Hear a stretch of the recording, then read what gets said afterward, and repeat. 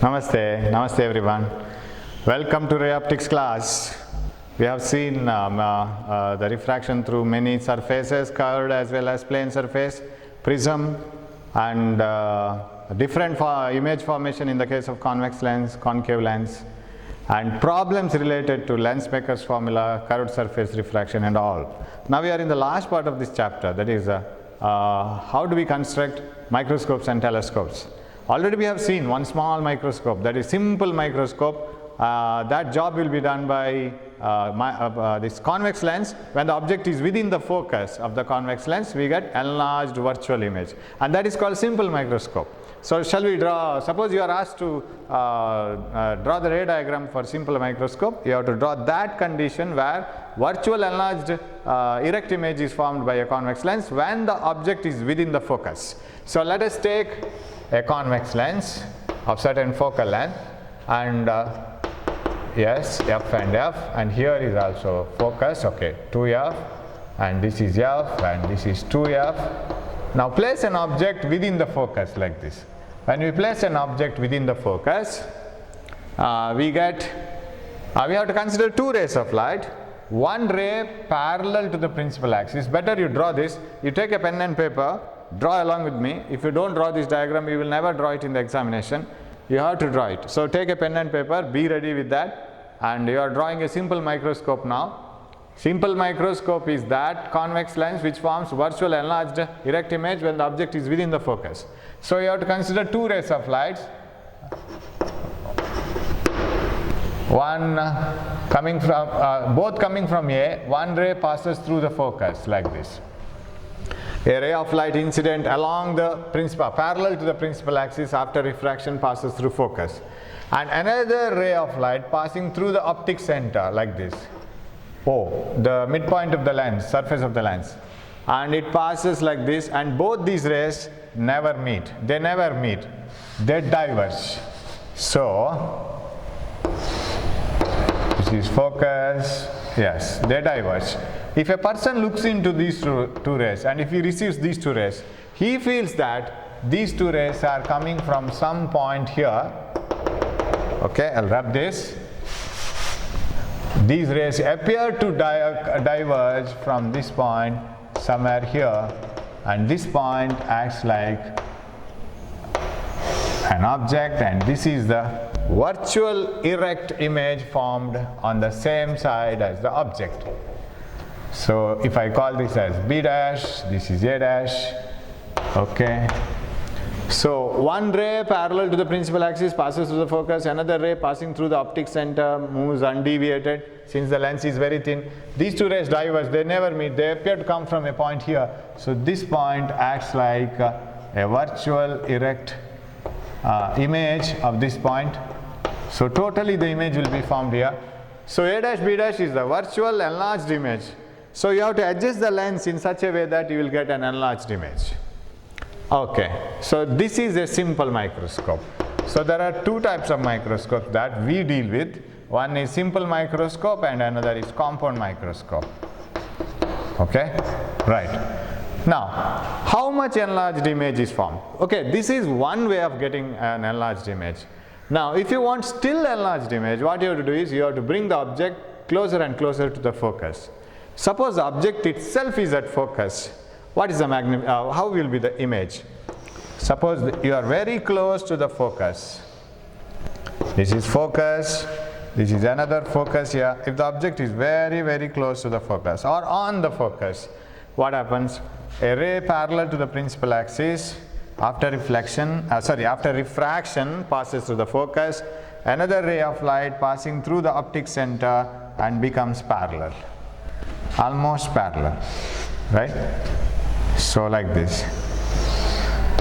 Now, if these two rays are produced backwards like this and like this, they never meet. They never meet here, and they don't meet back if they are produced backwards also.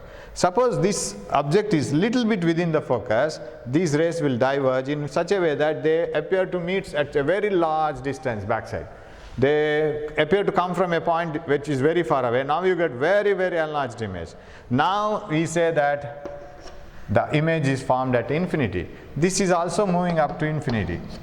These two rays move to infinity. So we say that the image is formed at infinity. Infinity in the sense, compared to the size of the lens, the image is very large and it is formed far away.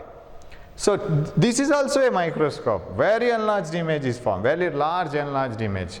So here a limited enlarged image is formed. Now whenever you look into an object, or if you are looking into some sentences using this lens, convex lens, you will adjust the lens in such a way that you get the enlarged image. If it is a reading lens, you will adjust the lens. But because here, for example, if you want to see what is written on the board, and if you want to see the enlarged image, you will take the lens and adjust it. Because why do you adjust it? You can't bring the board closer to your lens.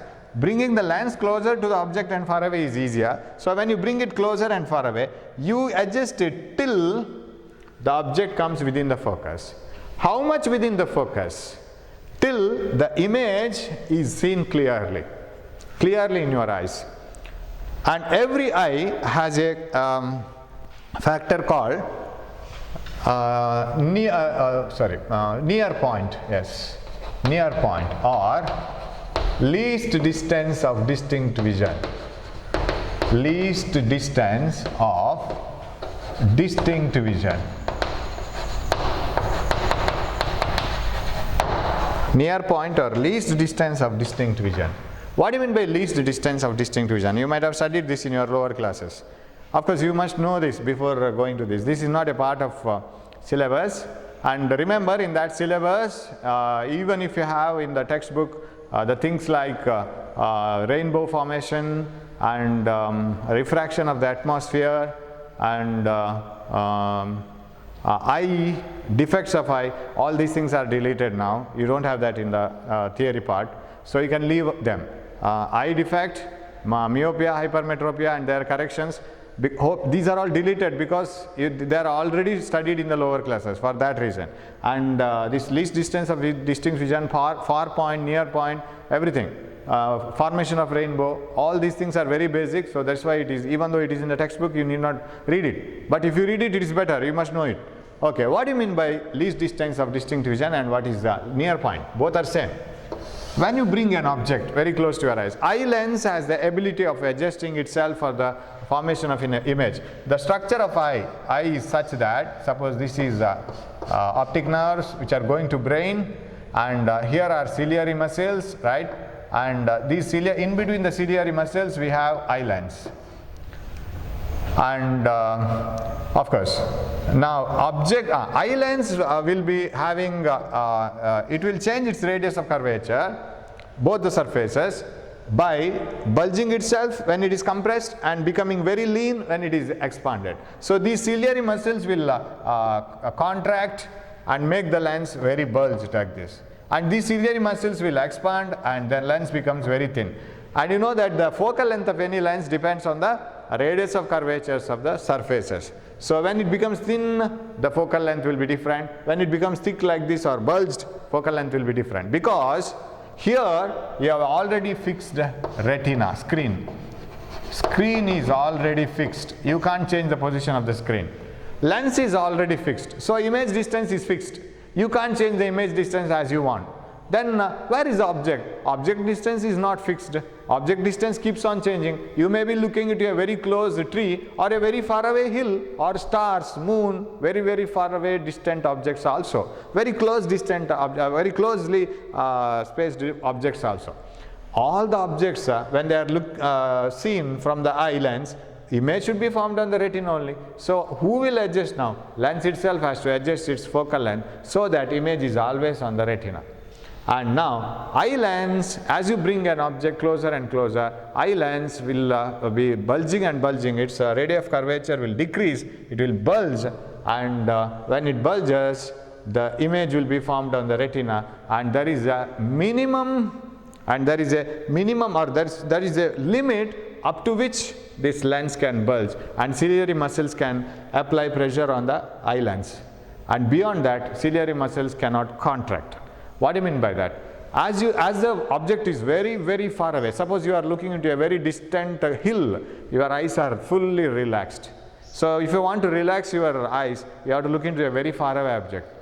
the ciliary muscles are in their relaxed position and eye lens is very thin, image is easily formed on the retina. Bring the object closer and closer and closer. The ciliary muscles get contracting, keep on contracting, eye lens will be bulged and bulged and bulged, and image is always formed on the retina. For every position of the object, eye lens will adjust itself so that image is formed on the retina. But there is a limit for the ciliary muscles to contract. Beyond that, they won't contract. Beyond that, the eye lens will not bulge. That means if you bring the object beyond certain limit, clear image is not formed on the retina, because eye lens cannot adjust beyond that. Ciliary muscles cannot contract beyond that. At that moment, what happens? Contraction stops, and if you bring the object further closer, the image is not clearly formed on the retina. So, if you bring a chalk piece or your finger, there is a limit at which a clear image is formed. What is the minimum distance at which an object can be clearly viewed? So, if you keep an object here, say ciliary muscles can contract and image is formed on the retina, say. If you bring it beyond, within this, say no image is formed. Then this distance is called least distance of distinct vision, D, and for a normal human being it is almost 25 centimeters. Small, around 25 centimeters. So what do you mean by near point is 25 centimeters? What do you mean by least distance of distinct vision is 25 centimeters? An object kept at 25 centimeters can be seen clearly. An object kept beyond 25 centimeters can be seen clearly, but an object kept within 25 centimeters cannot be seen clearly. The minimum distance between the eye and the object at which the object can be seen clearly is called least distance of distinct vision. Now coming back to this simple microscope. If you want to see this diagram, you will hold the simple microscope, that is convex lens, like this. If you want to see the clear image, you will adjust this. So why do you adjust this? Because object must come within the focus. How much within the focus? That's what we were discussing. How much this object should come within the focus? Suppose this is the lens handle, you will hold the handle and you will move the lens in such a way that object comes within the focus. And you will hold it within the focus, or you will hold the lens such that the object comes within the focus till this image is formed on least distance of distinct vision. Because you can clearly see this now. If the image is formed within the least distance of distinct vision, you can't see that clearly. Suppose, sir, object is exactly at focus. Image is highly enlarged and formed at a very large distance. Of course, this is a relaxed position. You can see the image in a relaxed mood. But still, if you want to get a clear image, this is another possibility when the object is within the least distance of at the least distance of distinct vision. This is the nearest distance at which image is formed. Suppose you bring the object still closer, won't you get an image here? Yes, that is also possible, but that image cannot be seen clearly by the eye. So we adjust the lens such that image is suitable for our eye, so that the distance from the lens to the image is least distance of distinct vision. So can I treat this as the distance at which I can see the image clearly, capital D? And if it is so, I'll rub this now. For this one, what is the magnification? How much is the magnification? How much magnified image from the object is produced? Magnification.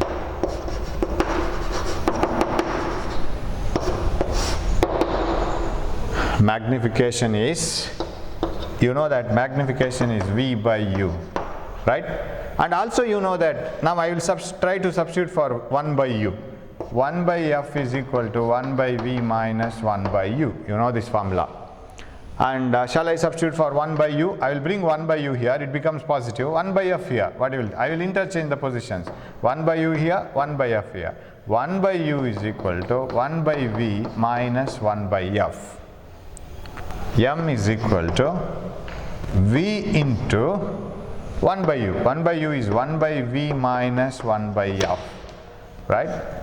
Now, you bring the V inside. V into 1 by U. 1 by U is 1 by V minus 1 by F. Substitute here. Magnification is equal to V into V, or V by 1 by V.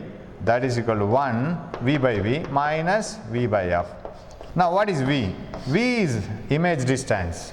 Where is the image now? We have adjusted the lens in such a way that image is formed at least on the least distance of distinct vision, where you can see the image clearly and enlarged.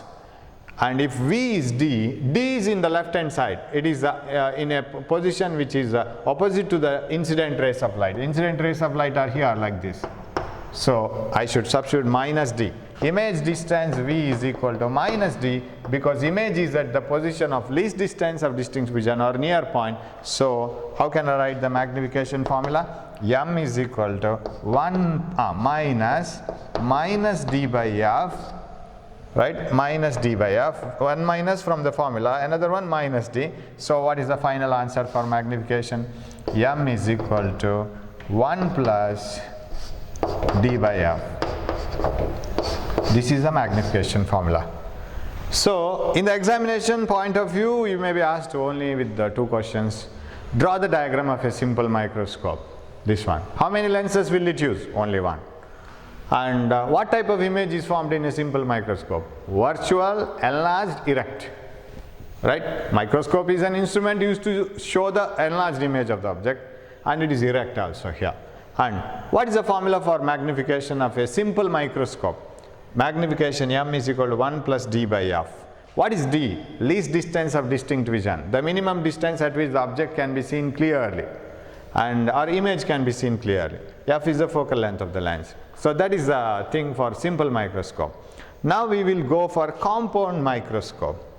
What do you mean by compound microscope? Compound microscope uses two lenses. So I'll rub this. I'll write the magnification formula here. M is equal to 1 plus D by F. This is M. We will go for compound microscope.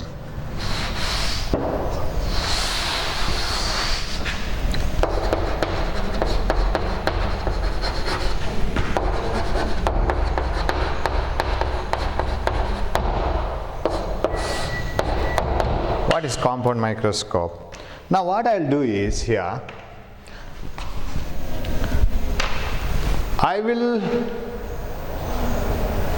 have to have an object within the focus, right? But before having an object, let me produce an enlarged image of an object and let that image come here. Let me magnify this object's image once and I will keep it here. It will be like this. You take a small lens first, right? And you know that convex lens produces real enlarged image. When will a convex lens form real enlarged image? It is when the object is between focus and 2f, f and 2f, because you know that anything beyond 2f in a lens, anything beyond center of curvature in a mirror are larger, whether it is image or object. Anything between f and c in a mirror or f and 2f in a lens should be diminished. Now I will keep an object here, small object. It will be produced, its image will be enlarged and it will be formed beyond 2f.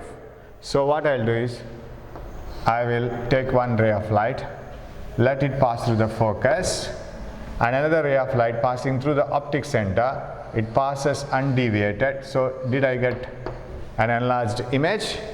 So the small object's magnified image is formed here.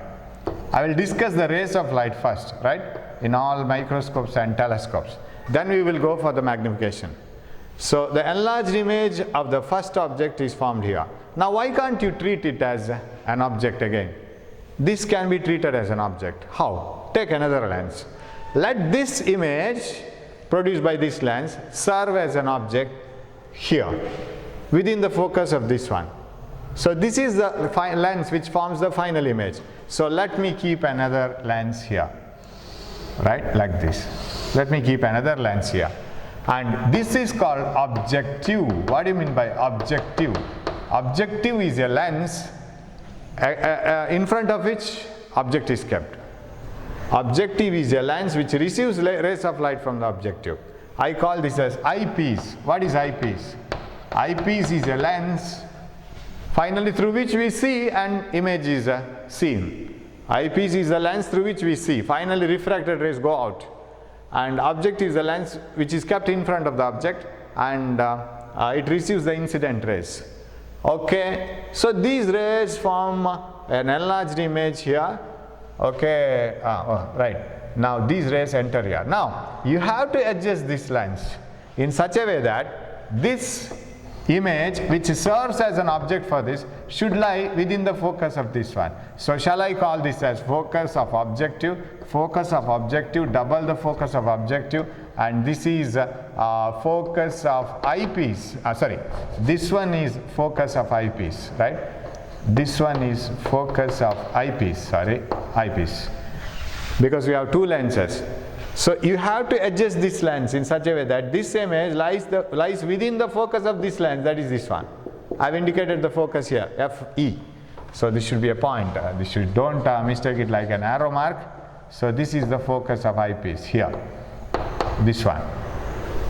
Okay, sir, how to adjust it? Suppose I keep a lens in such a way that I will keep a lens. Suppose this image is somewhere else. Won't I get the image? No, you won't get the image. So how to bring this lens then such that this image is within the focus? Only the thing you have to do is, if you want to bring this within the focus, arrangement will be given. Both the lens will be kept in a tube like this.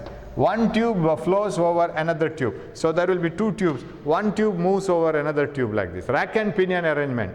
Usually you have it in a telescope and microscope. You can move the two tubes like this. When they move, and you will be given one screw here. When you turn the screw, this one tube moves over another tube, and here is the objective, here is eyepiece. Suppose the image found by the objective doesn't lie. So here is objective, image found by the objective doesn't lie within the focus of eyepiece. You move this tube, rotate this so that this lens comes forward and this image lies within the focus of this eyepiece. You can do that. So you can adjust the positions of the lenses using rack and pinion arrangement, in which two lenses are kept inside two tubes which move one inside the other. So the distance between the lenses can be adjusted. But now this should lie within the focus. And you know that whenever an object is kept within the focus, it forms the enlarged virtual image on the same side as an object. Now this is the object for this lens, and these two lenses will diverge. They will diverge like this, such that image is formed on the same side and it is virtual and enlarged. So this one is like this and this one is like this. They will diverge, and if you produce them backwards, these rays appear to come from somewhat this point here, and this is the position of the final image, which is enlarged, and it is like this. So it is inverted because this is inverted. So it is in the same position. So this is the final enlarged image.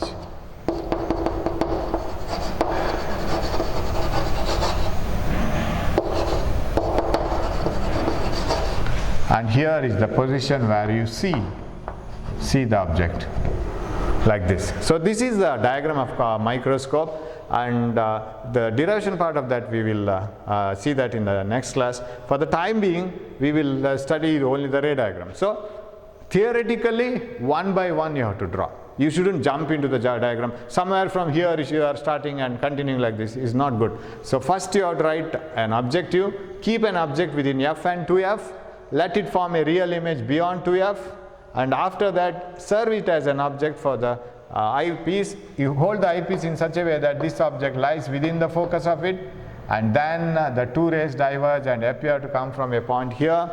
Okay, it should be diverging according to this ray. So this should be continued actually like this, and okay, final image is formed here. This is final enlarged image. Okay, now we call this distance as something like L, and later in the derivation we can see that magnification derivation. Usually in the examination you will be asked to write the formula and the diagram. Okay, so this is a compound microscope. So how many lenses a compound microscope uses? It uses two lenses. One is the eyepiece and another is objective. But a simple microscope uses only one lens. Now we will complete the ray diagram part. That is better, I think. So what is a telescope? Telescope is a device used to view the distant objects, image of the distant objects. Whatever the telescope shows, the image is far better than the image as we see through our naked eyes. For example, telescope also magnifies the image.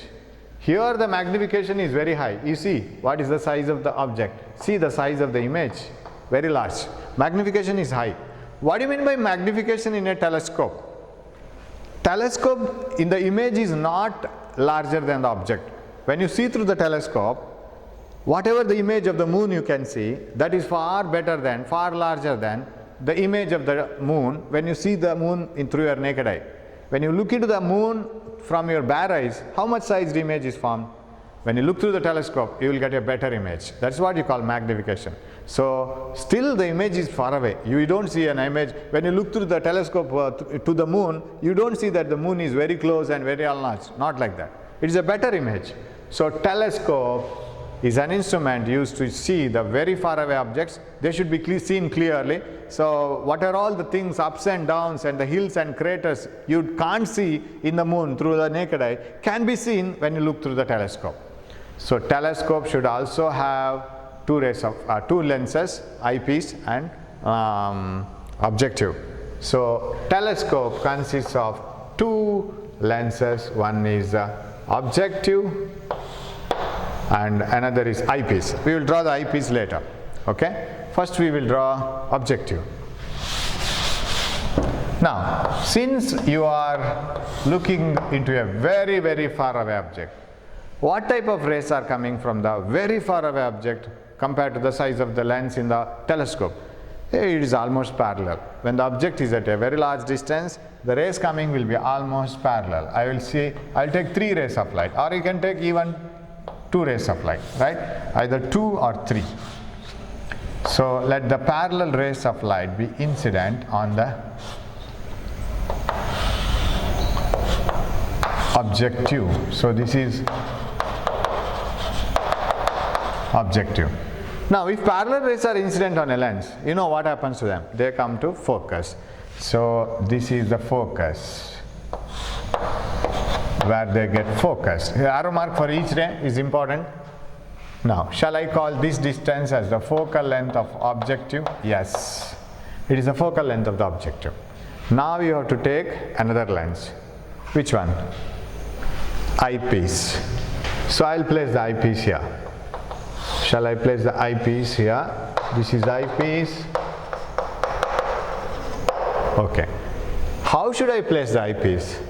I should place the eyepiece in such a way that this point itself serves as the focus of eyepiece also. This is the focus of eyepiece as well as focus of objective. So focal length of eyepiece. Now you know that if parallel rays are incident on a lens, after refraction they pass through focus like this. This is one diagram. Suppose if you keep an object at a focus, say a bulb, how do they emerge out? They become parallel. It is the principle of reversibility. Light follows the same path if it is put in the opposite direction. So if parallel rays are put on a lens, they meet at focus. And if you keep an object at focus, they become parallel. That is the fate of this lens. All the rays get focused and they start from the focus, diverge, continue the journey like this. So I have to increase the size of this lens. Okay, they continue the journey like this, this one like this here, and now what should they become? They should become parallel like this, right? They become parallel. So these rays originating from the focus of the eyepiece, after refraction they become parallel. For a person observing from here, imagine that the person is observing from the eyepiece. That's why it is called eyepiece, a lens through which we see the image. These rays appear to come from again infinity. So they appear to come from infinity like this, yes. Right? So I will write F0 here, focal length of the objective. So this image formed, instead of, suppose you stand in front of the telescope and receive these rays. When you receive directly these rays, what type of image is formed in your retina? And image formed when you receive these rays, these parallel rays, will be far better now than these rays. These rays forms they do not form a better image. These rays form a better image. So this is how a telescope shows a better image of an object when it is seen through the two lenses like this. Now this distance, so here also we use a rack and pinion arrangement. How to adjust these lenses are, how do I come to know that image formed by the first lens exactly lies on the focus of the other lens? Just adjust it. If you don't see the image anywhere here, you just adjust the lenses in such a way that you see the image clearly. What do you mean by adjustment? You are unknowingly adjusting the two lenses using rack and pinion arrangement, again like this. So here one lens, here one lens. So this goes inside this one. Here you have a screw which can be turned and the distance between the lenses can be adjusted. Till these two lenses adjust themselves, the focus of this and focus of this lies. Then once you adjust this, what is the total distance between the two lenses after adjustment? Once you can see the clear image, then the distance between the two lenses is called tube length, and here tube length is equal to how much it is, f0 plus fe. This is the tube length, f0 plus fe. So that is the thing of refracting lens telescope. So this is a refracting telescope, because here both the lenses are used, they are refracting light and that is tube length. Of course, I can do one thing here. Remember all these types of image formation and keeping the lenses helps you a lot in solving entrance exam problems. Now this length is f0 plus fe. Suppose the two lenses are very long. Of course, now I am going little away from the syllabus. Sir, I don't want such a long tubed telescope. I want a shorter one. What I can do? If the tube is very long, it is f0 plus fe, I can reduce it. I can use a concave lens. That is called Galilean telescope. Okay. I can draw the ray diagram for it like this. That is not involved, but still you can study something from it. Now, how is that telescope? I can take parallel rays to fall on the first lens, that is objective. This is objective. Now they get focused at a point like this, and that is called focus of the objective, and this is the focal length of the objective. Right? Now these rays proceed and okay, I can do it like this. I have to take a little bit more so that the ray diagram is a little bit clear. I have to take this like this. Okay, so this is focal length of the objective. Here they will proceed like this, or let them proceed. Now you know that in a concave lens, if parallel rays are incident on a concave lens, they diverge in such a way that, like this, they appear to come from focus like this. So this becomes the focal length. Okay, f. Now suppose you keep an object, or suppose there are rays of light coming like this. Suppose the rays of light are coming like this. I'll take the reverse order, right? Now I place a convex lens in such a way that, or in such a distance that, before these rays get focused, I keep a concave lens exactly at a distance which is equal to its focal length. What will happen to these rays after they pass through the convex lens? Still they keep on converging here. A converging beam of light which appear to converge here have been disturbed by a concave lens. Concave lens is disturbing these rays. Suppose you remove the concave lens, definitely these three rays meet here. Suppose you place the concave lens, what will happen? Because they will become parallel, provided this point is exactly the focus. So you will never have these rays now, they have to be drawn by dotted lines. So if the rays which are converging towards the focus of this lens are incident, they become parallel after refraction. Of course, this ray can be shown here like this. If parallel rays are incident, they diverge in such a way that they appear to meet at focus.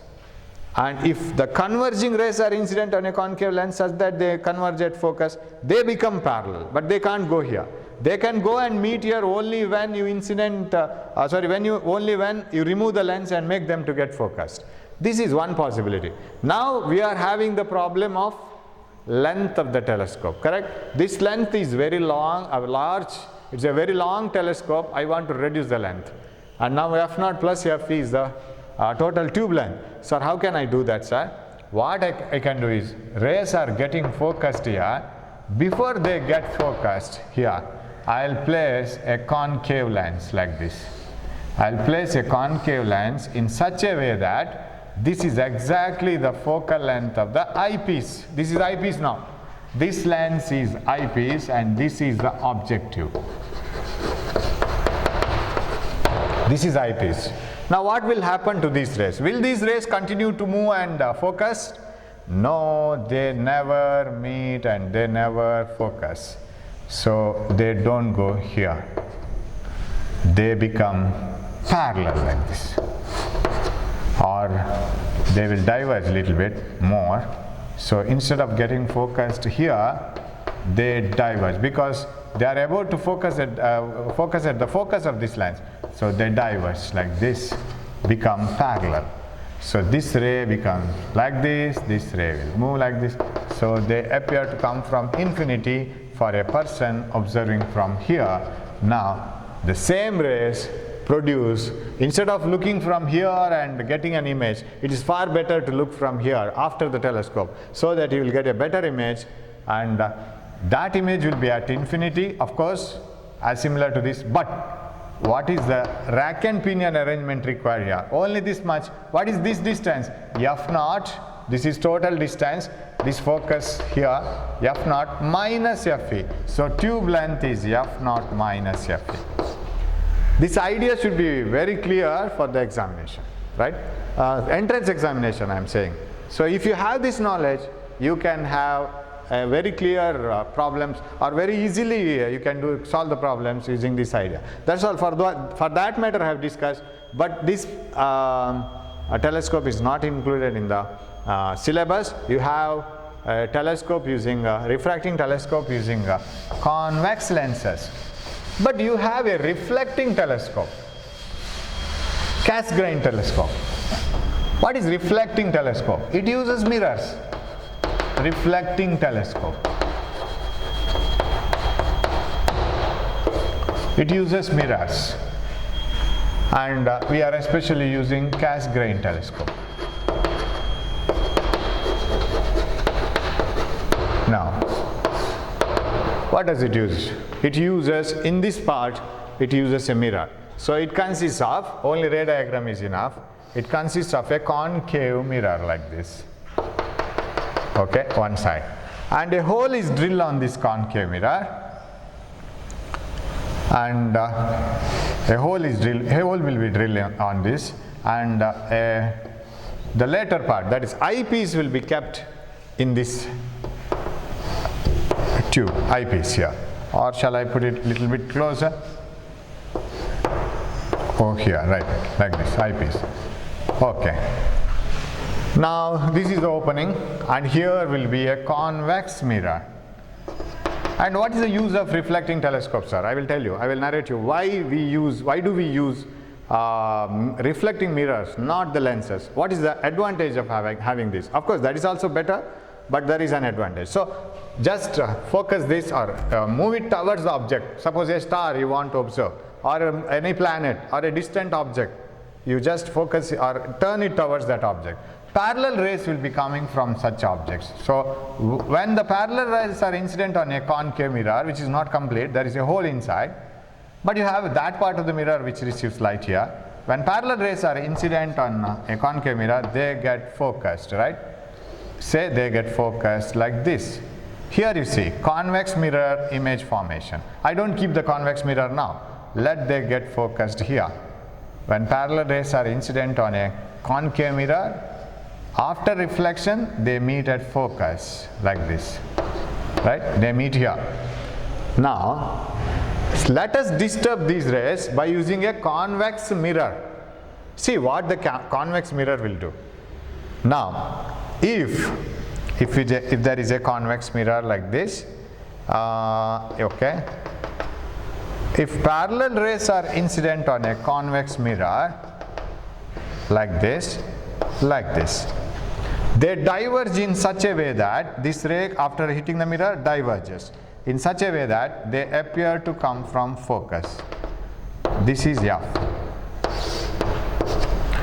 Of course, here it should be dotted line because these rays are normally incident, come back. These rays are not normal incident and they reflect like this. And these rays, okay, they appear to come from focus at this point. Now what will be the other case? What is the other case, sir? I will take the convex mirror. I will incident two converging rays such that they are moving towards the focus like this. I will take two converging rays which appear to move towards the focus. Yes, like this. Now, if I remove the mirror, definitely they will go and meet at focus. If you don't remove the mirror, if you keep the mirror so that this is exactly the focus or focal length, sorry. If converging rays appear to converge on the focus of the convex mirror are incident, they get reflected parallelly like this, right? That is also possible. So now what I will do is here, of course I don't keep the mirror in such a way that they do become parallel. What I will do is I will keep a convex mirror in such a way that I will keep a convex mirror, and even convex mirror can produce converging rays. If I place a convex mirror like this, okay, I don't adjust this distance as focal length, they get reflected and they meet here, so that they meet here like this, right, like this, and they pass through this lens and you will get the final image. Of course, then this forms the later part is not shown here. The eyepiece here is another lens, and finally they form the image here. So this ray diagram I have to adjust little bit. So this parallel ray is reflected by the convex mirror, and this parallel ray is reflected by the same convex, of course from the concave mirror first, then from the convex mirror, they meet here, and then you get the final image, and that enlargement is done by the eyepiece. This is cast grain telescope. This is reflecting telescope because it uses concave and convex mirror. And remember, there is an advantage in the cast grain telescope, that is reflecting telescope, than refracting telescopes. One thing is, these lenses are very heavy because they are made up of glass. Mirrors are not so heavy because they are only surfaces, reflecting surfaces. They are very thin. So mounting all these things, mirrors and concave and convex mirrors in a telescope is easy because they are lighter. What about mounting the lenses? Mounting the lenses was a very heavy job. It is a very heavy job, and building a telescope is a very great work because you have to hold all those, that two tubes should hold all the heavy lenses. But here this is easy. So mounting of mirrors is easy job. That is one advantage. Another major advantage is, if you take a lens, an incident parallel beam of white light, say this is white light, what happens is, this part of the lens acts like a prism. If you take a lens will be like this, chop out one portion of the lens, it acts like a prism. So if it acts like a prism, what happens? After refraction, violet is bent more, all the violet rays get focused here. What about red rays? Red rays are bent less, so they get focused here. So the rays after refraction are multicolored, and they do not meet at the same point. Violet rays get focused at one point, red rays get focused at another point. So the image is not clear, it is blurred, and this is called chromatic aberration. You get a multicolored image, and this is called chromatic aberration. Chromatic aberration is found in lenses, that is refracting telescope. Chromatic aberration is not found in reflecting telescope. So you may be asked to write the two differences between reflecting telescope and refracting telescope. Reflecting telescopes use mirrors, and mounting mirrors is not a difficult task, they are very light. Mounting lenses is a difficult task, and reflecting mirrors do not produce chromatic aberration, that means multicolored light. But refracting telescopes use lenses where light gets refracted and dispersed. They act like prisms. and multicolored images are produced, what is called chromatic aberration, and that is not found in reflecting telescopes. So we have seen the ray diagrams. Now accept this, that in the telescope and microscopes you have to derive the equation for magnification, which I don't say that very important, but you must know it better you know it. So we will do that in the next class along with few problems. Till that, study these ray diagrams and don't leave them as it is, because if you want to draw that, you should draw it very carefully and get the answer or get the full mark. So hope you will do that. Till then, take care. Thanks for watching. Namaste.